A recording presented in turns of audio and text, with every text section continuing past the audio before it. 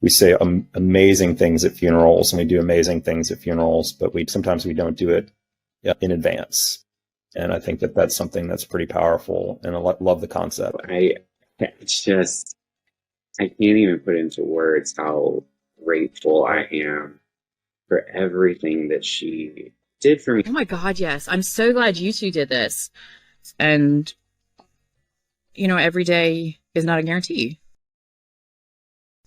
We are the pallbearers of positivity. She knows her worth and her value, and she doesn't let anybody walk over that in any kind of way. I have behaved myself. I have done everything I'm supposed to, and it's still not enough. You're there.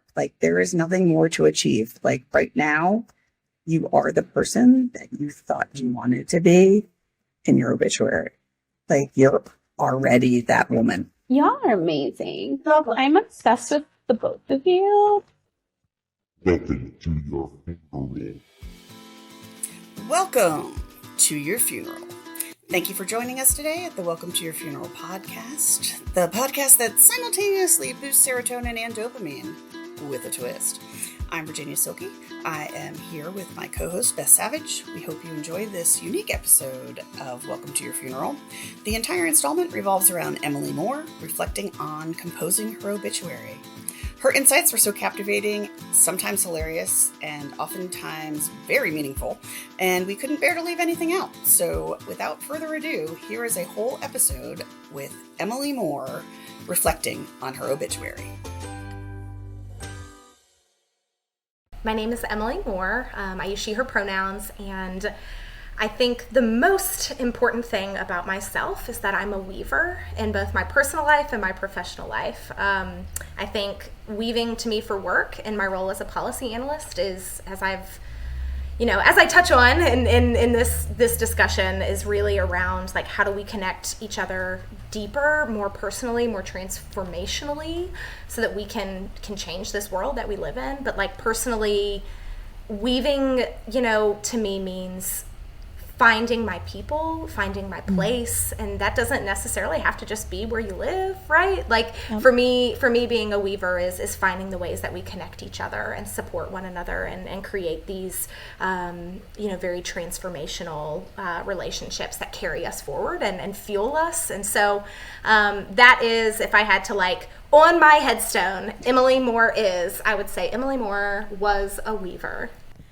All right. So it's nice to see you, I just want to say that, and to see your face. And I hate to say this to former students, but because it sounds like I'm their mommy or something, but I'm so proud every time I see what you're doing. It makes me so proud. And I'm I know her, because you're changing shit. You're doing stuff. You're being powerful in the world, and I'm proud of you. That's all. You know that we often do some weird things, but they all are usually based in science of some sort.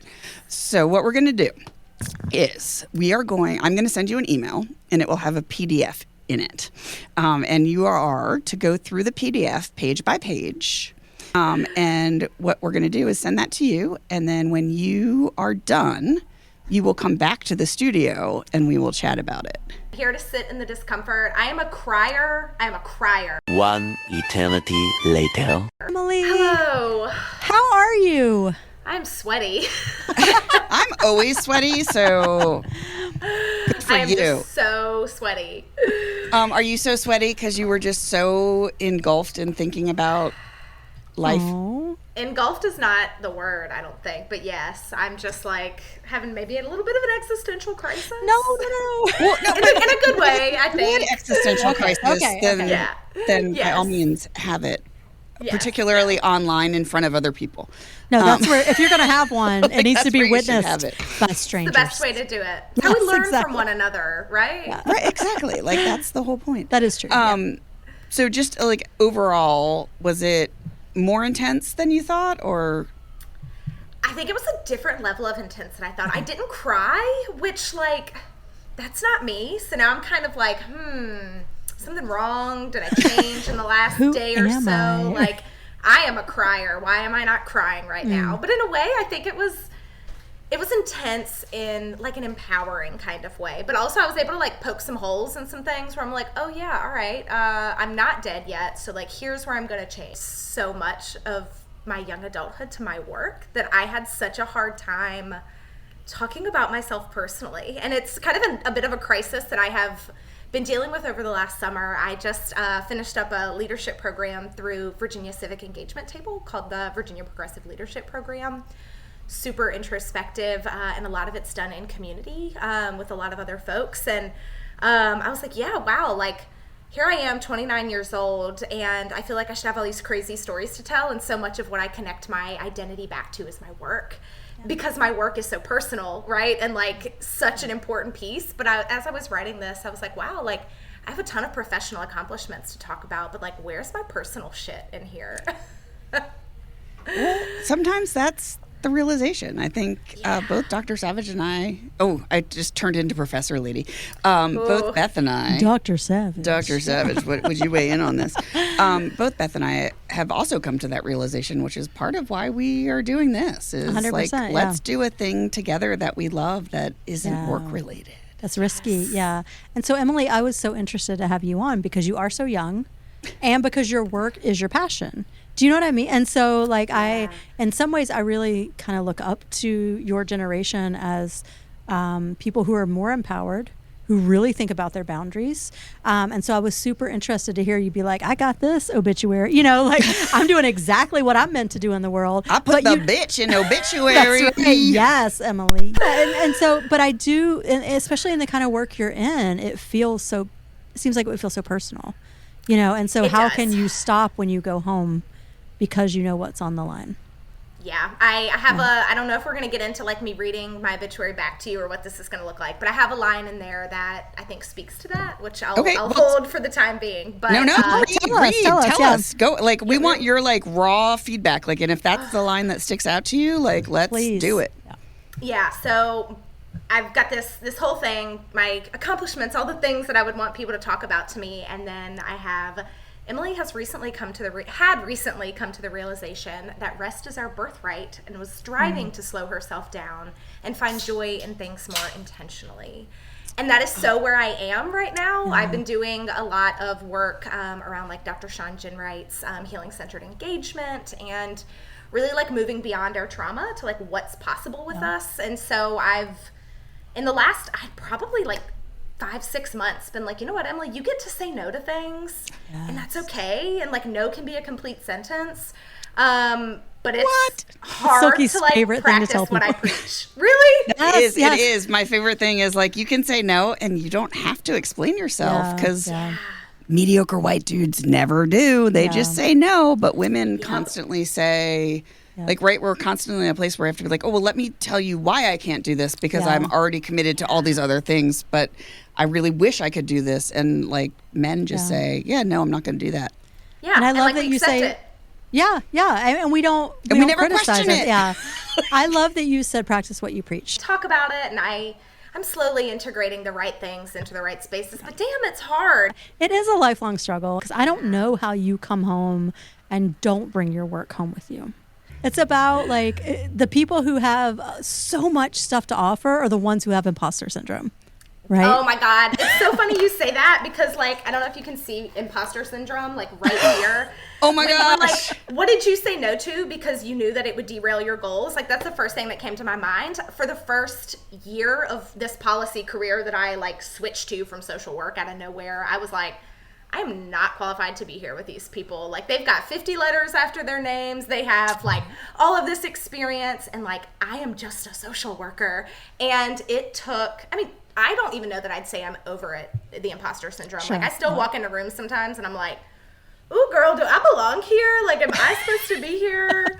Wow, this is nuts. But for me, like, saying no to that is like how I'm able to just keep going. I'm like, you can't accept that, but like, ooh, is it real? So tell us a little bit about how you're figuring out setting those boundaries. Yeah. 'Cause it sounds like you are. I'm trying. I'll tell you, the biggest thing is in the world of policy, social justice policy, child and family policy, all of these like pieces of the world that my work touches, it's so intersectional and interconnected that like we at Voices, where I work, are the state's only multi-issue child and family policy and advocacy organization. Wait, so we're only in Virginia? Yeah, I mean, there's lots of policy and advocacy orgs, but no other ones that are specifically focused on these intersectional issues that impact kids and their families. Wow. We don't do our work in a silo, that's for sure. We certainly work with our partners at like Virginia Poverty Law Center and the ACLU and, you know, really great folks doing really great work. But like we are a team of 9 and we are covering so many issues that are important, and there's just no way like literally from a capacity standpoint that we can do all the things. Yeah. And like at the same time, how do we say no to taking on issues that are important and foundational to like getting children and families out of poverty? It's a fight and it's a struggle, and we're a policy team of 3. So, you know, the 3 of us covering like mental health policy and child welfare policy and early care and education policy and healthcare policy and tax policy. Boundaries, right? It's like where do we draw those? And for me, it really has been this struggle of like, how do I separate and say no to these things that like are not only going to change other people's lives, but like would change my life too, you know? So I do struggle to like find that switch, because I mean, you just don't turn these issues off. If you work in them all day and then they're all over the news and they're all over your social media and then like you personally deal with them. Like my mom, for example, is on Medicare. She has been a victim of the system, if you will. I mean, trying to get health insurance and, you know, turning 65 and trying to, you know, live on a fixed income and do all of these things. Like it's in my personal life too. So like, how do you turn that off? I don't know. I'm still working on it. But the thing that I have really truly leaned into is like just finding things that I can do that are separate from work. So like y'all have you're like, I get to do this podcast, it's so much fun. Like separates yourself from work a little bit, right? For me, I joined a kickball team, an adult rec kickball team. So what is your kickball team's name? What do you do? It is Trippin' Balls. Shut up. I do appreciate a pun. I appreciate a pun. Yes, so we are Trippin' Balls. We drink and play kickball. We are in super social, so there's some leagues that like they really compete for like a championship and like a belt and the whole 9 yards. We are not. We lose. I think our last 2 seasons we have maybe won a combined 3 or 4 games. We suck. We're so bad. Do you have fun? Oh my God, we have so much fun. Amazing. It's my release. I'm like, all right, I'm going to go play kickball. I'm going to go, you know, do this thing. I got to find something that does not work. And I started throwing pottery again. So that's a lot of fun. What? That's amazing. Really bad. So this is where I very much have to focus on breaking that inner perfectionist. I had a craft, but my craft is out the window. My last 3 pieces have been terrible, but I've got them displayed around the house because Good. Right, they're like making the ashtray in 7th grade, right? Like, like somebody's going to want to do something with this. Emily did not make an ashtray in 7th grade. I did not. Because smoking was already like not cool. Okay. Yeah, I've got an ashtray I made for my mom, and I was like, she's going to use the hell out of this because she smokes like a chimney. My mom does too. I actually think by 7th grade, I was probably still showing up to school like mom smoked with the windows up on the way there, like smelling like cigarette smoke. Like I was the ashtray. So wait, Emily, I want to see your pottery. Is it somewhere you can grab? Yeah, give me a sec.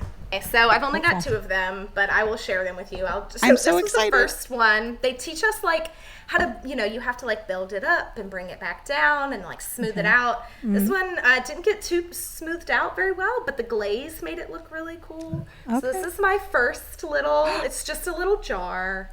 It has no real purpose other than that it's, kind of cute. I did a nice job epic. down here. I like the bottom. Yeah. I like the bottom it's and the top. not even, but I would not have noticed that. Yeah. Whatever. That's how you know it's handmade. This one is a mistake that I embraced. I accidentally jammed my thumb through the side of this, and there was really no way that we could like fix it other than to like give it a little swirl. So it turned out like this. I love it. And I gave it this glaze because it kind of looks like a little cinnamon roll. It kind of gives me like donut vibes. Perfect. It's like it's like a little spout. It looks intentional. Let me show you. I want to show you really quickly the pottery I made. Do you have a minute? Yes. I have like however many minutes. This is it. It does not exist. Never made anything in my life. But I think the way we define success from a very young age is so measured. It's so like reach this level. And then we get really, really scared about things like art, where there is not a clear level, where everything feels subjective.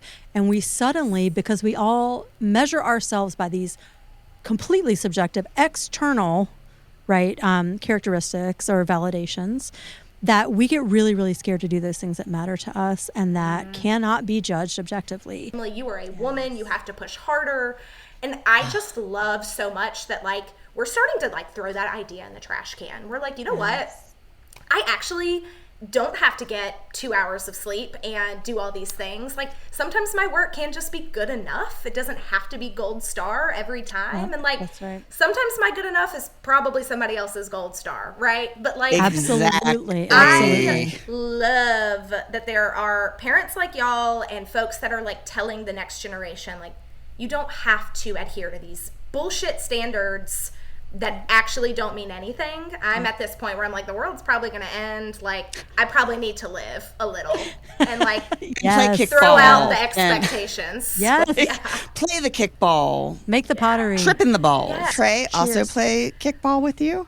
Yes, and he is a little more competitive than our league is, and so he's a little mad that you haven't won the belt. Yeah, I don't think he's coming back to our team. I think he's decided like either he's not going to play or he needs to move up in the ranks. Like, how do you manage the fiance, the kickball, and the saving the world Emily the entire that we love? State of Virginia? Yeah, and apparently all the policies in Virginia. Right. But how do you do that and still maintain an Emily? Yeah, I appreciate that question, and I don't know that you're going to appreciate my answer. I will accept your answer regardless. I'll tell you, our focus probably in the last like year since we moved to Richmond has probably been more on work, just because we have been both trying to like get our footing here, and we've both just kind of realized like neither one of us want to work, neither one of us want to grind, neither one of us want to hustle anymore. And like, what does that look like in actuality? We're having a lot of conversations around like, how do we prioritize us? How do we prioritize like the things that bring us joy? When do we go back home and see our parents? When do we go back home and get Biscuitville and not tell anybody that we're there? Okay, time out. I've still never been to Biscuitville. I'm hanging up. Bye, Emily. Sorry. I'm leaving. This episode is over. But the one in Madison Heights has my heart. And just a random fact, that is the northernmost Biscuitville in the country. Northernmost? Yes. In Madison Heights?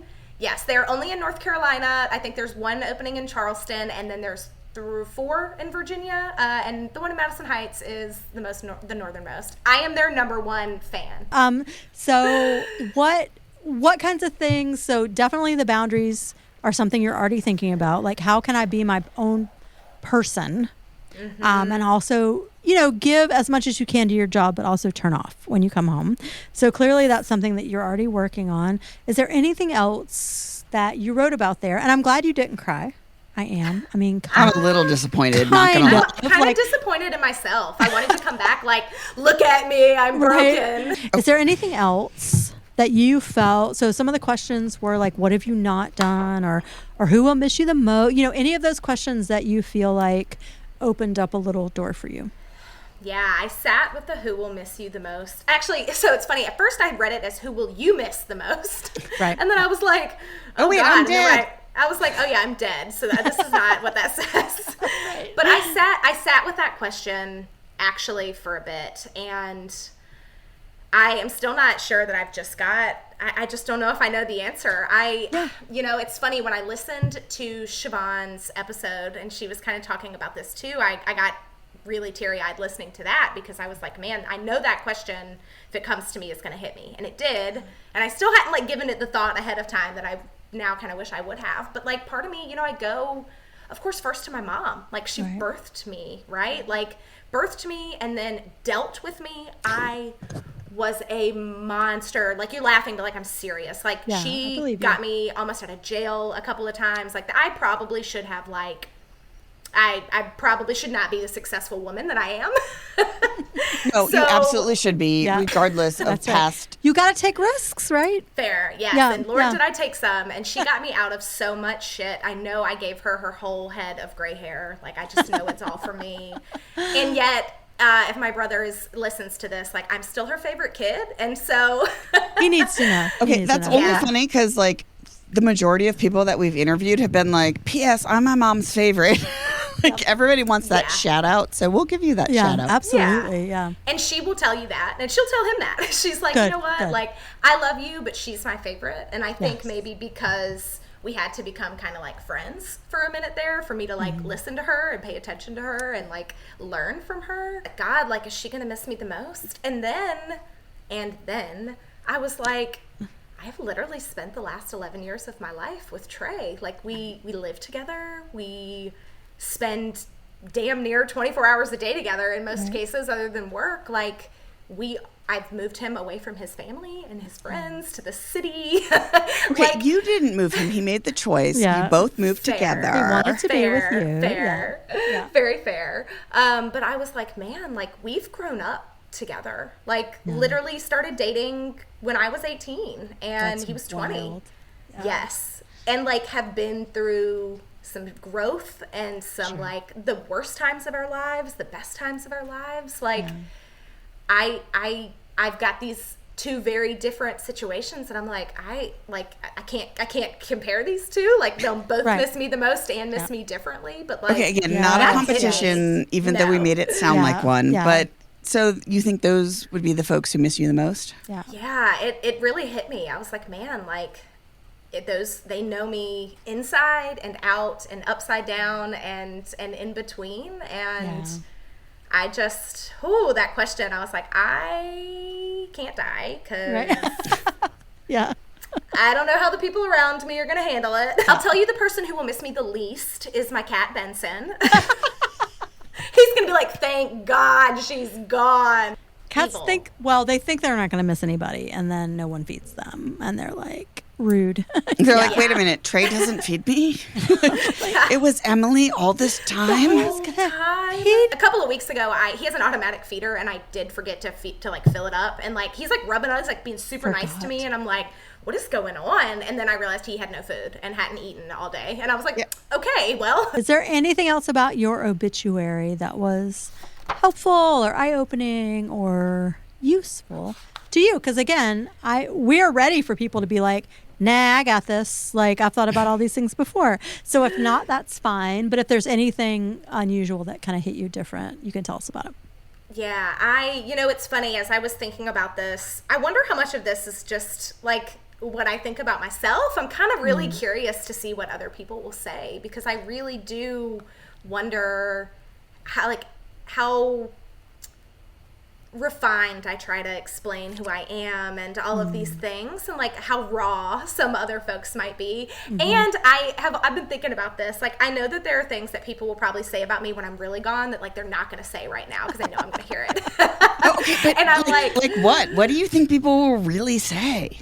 I am a bit of a loose cannon when I'm having a little too much fun. And so I think realistically, like if I had like, let's say something happened to me, I die, and a bunch of like folks get around like a bonfire and start drinking some beer, passing some tequila around, celebrating Emily. This is what I hope that my memorial service is in real life. Like, just people sharing their most wild stories. They're gonna share the moments where like, Emily had too much to drink and she threw up in public, or like Emily passed out on a sidewalk, or like, hey, remember that time Emily got drunk and got on a bird scooter and like wrecked herself? Like, I know those are the type of stories they will tell about me when I'm gone that they're probably gonna like not say to y'all. And it's something I almost feel like I teeter between like, I should maybe be embarrassed. Like, people should not talk about that. And I'm like, you know what? No. Like, Emily has this other side of herself that she shares with the people closest to her. And sometimes people that I don't know accidentally, when it's gone a little too far. They accidentally get to see it. Yeah. But I'm curious how people talk about that, and how they like teeter this line of like, while we're here, we have to be respectful, and we can't make people we can't get too personal, and we can't make people look people too are human. fun. People be people no matter what. Yes, but how often do we try to make ourselves the most presentable version Oh, of ourselves? all the freaking time. Right? Yep. So I'm really trying to lean into this, like, you know, sometimes I don't make the best decisions, and I can still go to work and be a professional. I can still go out into the world and be Emily, and like all of these things can coexist. Exactly. For better or worse.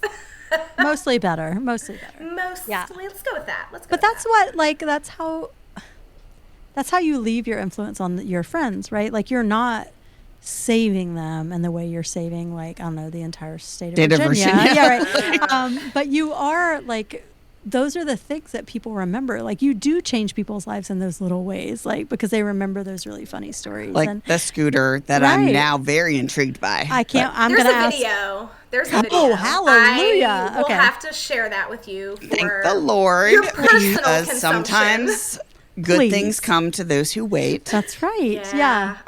It was. I have not gotten on one since. I'll tell you that. So I can tell it's you a that I've learning never been on a scooter. So Yeah. Don't do it. Okay. They're death traps. I will die. Yeah. But I think, you know, so when we go back to the idea of like success as being defined by other people, right? Like, certainly you are one of the people we're going to interview who have success in changing people's lives as your job, like literally as your job, like legislatively, you are changing people's lives. But on the day to day, like, it is that little stuff that people remember. Like, Emily is so fun and she's not full of shit. Like, she's not fake. Like, she can hang out with us and be her real self.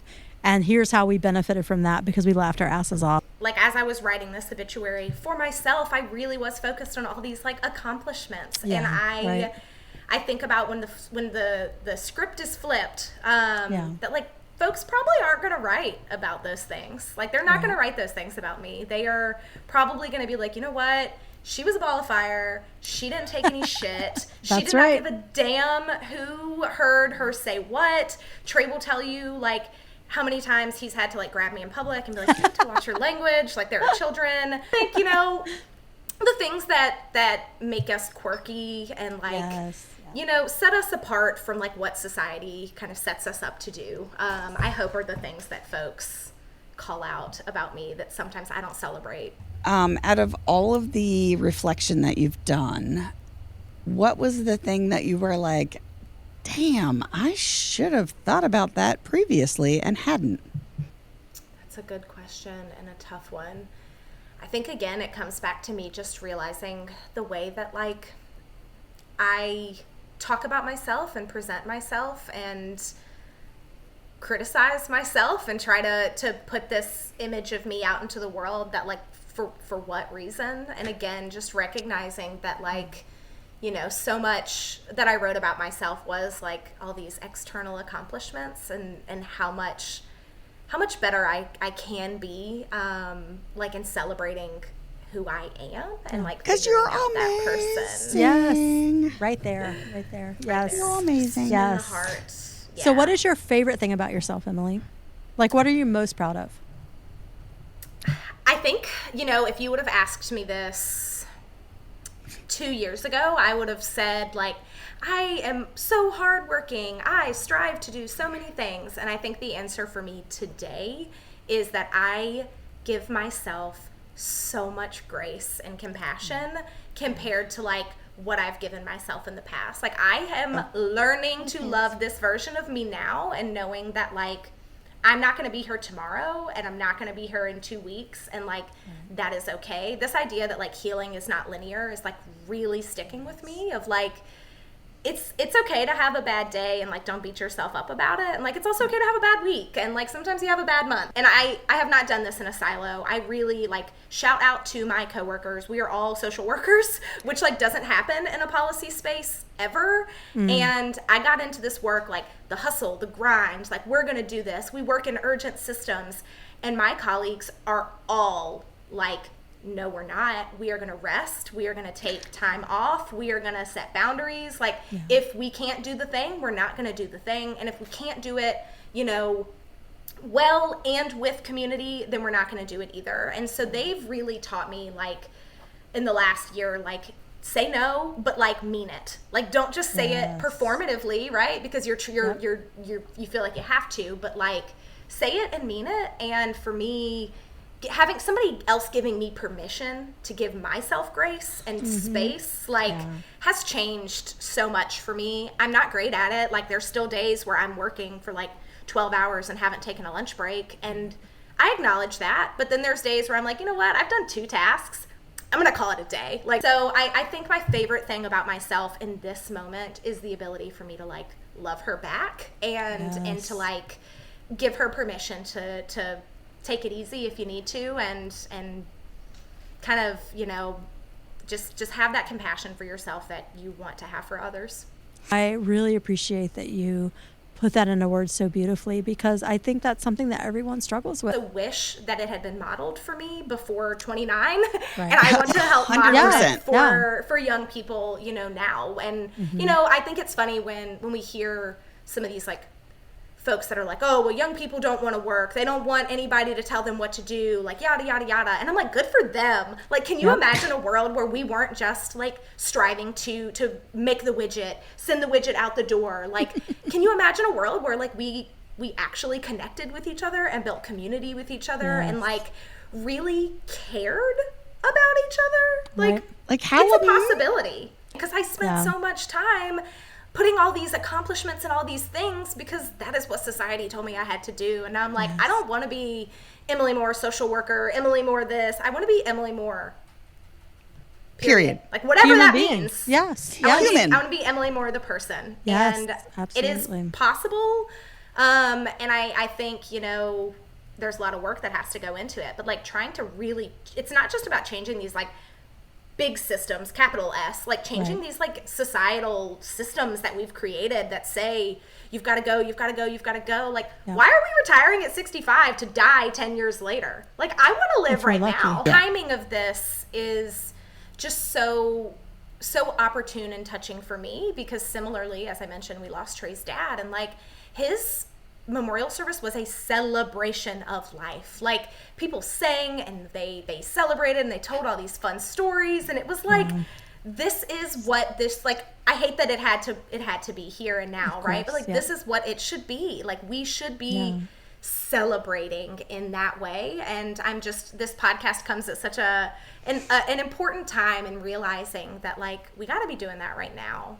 Gosh, we all deserve to hear what people really believe and think about us like right now, because when we're dead, it doesn't fucking matter. And I think too, like this interconnectedness of us as people, like far too often our relationships are so transactional, but like what if we really focused on having more transformative and transformational relationships with each other?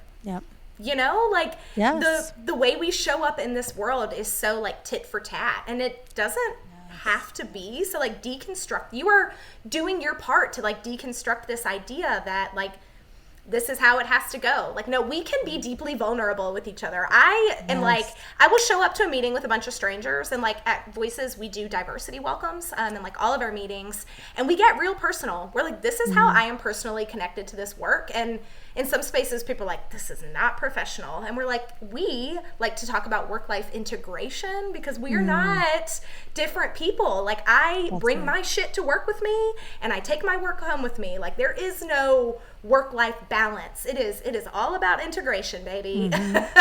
This is how we change systems. We can do policy all day long, but until we deeply connect with each other and like our issues, like that is the work, is like connection with each other. That is what we are missing. We are an individualist society, and we don't have to be. We don't have to be. Oh dear. I know. I was going to say, if your goal is to make Silky cry, you have achieved it. You have unlocked the next level. Oh my God. Yeah. That's beautiful. Sorry and honored. Just I'm thankful for y'all. I know I appreciate you finding a space to celebrate me and like my accomplishments and like me and my humanity, but like I would be remiss to not say that like I stand on the shoulders of so many people who got me here. Like I'll take credit for some of it because like I'm damn smart and like I have worked really hard. Yes, you did. And there are a lot of people that like lifted me up when I was not ready to lift myself up. Pulling down the bricks, we are deconstructing all of this. Like I actually put this in my obituary, but like one of my favorite quotes, and I've got it on like sticky notes and all over the place, is by Arundhati Roy, and she says, "Another world is not only possible, she is on her way. on a quiet day, I can hear her breathing. And like, doesn't that just, you're like, yes. You know what? It is possible. Yep. We can do. We truly can. And I honestly believe that. And even more so after hanging out with all of you listeners and Emily. A whole new world is approaching. We got this. With individuals like Emily Moore leading the way, positive changes are unfolding. Emily's generation is taking the world by storm. They're the grown-ups now. And P.S., they will not be taking the same shit that has been dealt out in generations past. I'm here for it. I'm ready to learn a new way of being. It is so time. Thanks for listening. Today was a fantastic episode, and there is so much more to come. We encourage you to share with your friends, listen to more of our content. And this is the part of our podcast where if we had sponsors, we would talk about them. So just for giggles, and the other word I won't say, I can't help but think that Biscuitville played such a significant role in infusing this episode with laughter and joy. I feel like if Biscuitville ever considered sponsoring us, they'd be winning. We'd be winning. I would actually try Biscuitville for the first time, though sponsoring podcasts is probably not Biscuitville's priority. But our podcast would be a super great choice for them because we have their number one fan who knows a disturbingly surprising amount of Biscuitville history off the top of her head. I'm just merely suggesting that Biscuitville should potentially take notice of our amazingness. We hope you will tune in for Emily's funeral episode. It is epic. You won't want to miss it. That's all for today. From us at Welcome to Your Funeral, Virginia and Beth wish you a fantastic day.